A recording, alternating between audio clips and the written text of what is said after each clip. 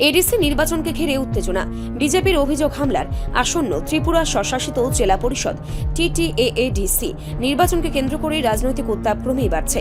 এই আবহে বিজেপির পক্ষ থেকে অভিযোগ উঠছে, নির্বাচনী প্রচারে গিয়ে তাদের কর্মী সমর্থক এমনকি নেতা, বিধায়ক ও মন্ত্রীদের ওপর হামলার ঘটনা ঘটছে। শাসক দলের দাবি, এই ধরনের আক্রমণের পেছনে রয়েছে বিরোধীদের পরাজয়ের আশঙ্কা এবং রাজনৈতিক ভয়। বিজেপির অভিযোগ অনুযায়ী এডিসি এলাকার বিভিন্ন প্রান্তে প্রচারে বেরোলেই গাড়ি ভাঙচুর, হামলা ও ভয় দেখানোর মতো ঘটনা ঘটছে। যদিও এই অভিযোগ নিয়ে বিরোধী শিবিরের তরফে এখনো পর্যন্ত কোনো আনুষ্ঠানিক প্রতিক্রিয়া পাওয়া যায়নি। এমনই উত্তপ্ত পরিস্থিতির মধ্যে সোমবার 11 মহারানী তেলিয়ামুড়া কেন্দ্রের বিজেপি মনোনীত প্রার্থী বিল্লু জমাতিয়ার সমর্থনে 29 কৃষ্ণপুর বিধানসভা এলাকার 2 কর্মাই জনসংযোগ ও বাড়ি বাড়ি প্রচারে অংশ নেন দলীয় কর্মী সমর্থকরা। প্রচারের ফাঁকে সাধারণ মানুষের সঙ্গে সরাসরি কথোপকথনে অংশ নেন প্রার্থী নিজেও।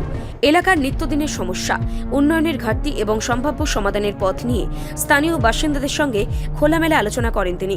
বিল্লু জমাতিয়া জানান, নির্বাচনে জয়ী হলে নির্বাচনে যুব সমাজের জন্য কর্মসংস্থানের নতুন সুযোগ তৈরি করা এবং তাদের একটি সঠিক দিশা দেখানোই হবে তাদের প্রধান লক্ষ্য।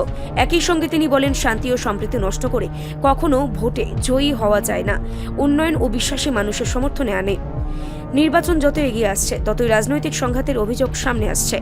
তবে শেষ পর্যন্ত এই উত্তেজনাপূর্ণ পরিস্থিতির ভোটের ফলাফলে কতটা প্রভাব ফেলবে সেটাই এখন দেখার বিষয়।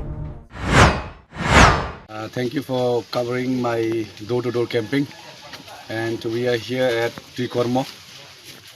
We have gone from door to door asking and seeking blessings from all elders and from all the people of this village. See, the attack against our honorable minister and attack against other candidate of us, this is totally against the development.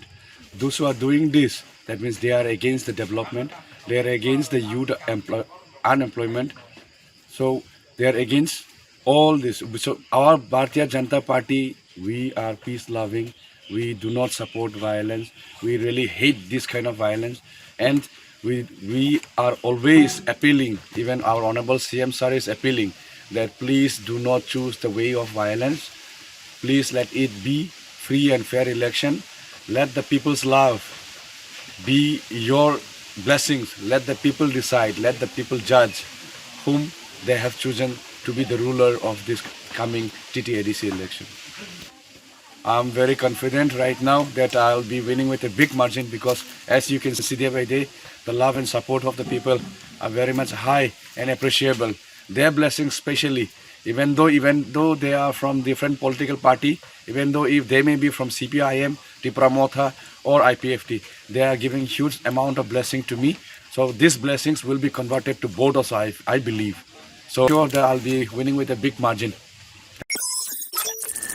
Report সংবাদ প্রতীক্ষা।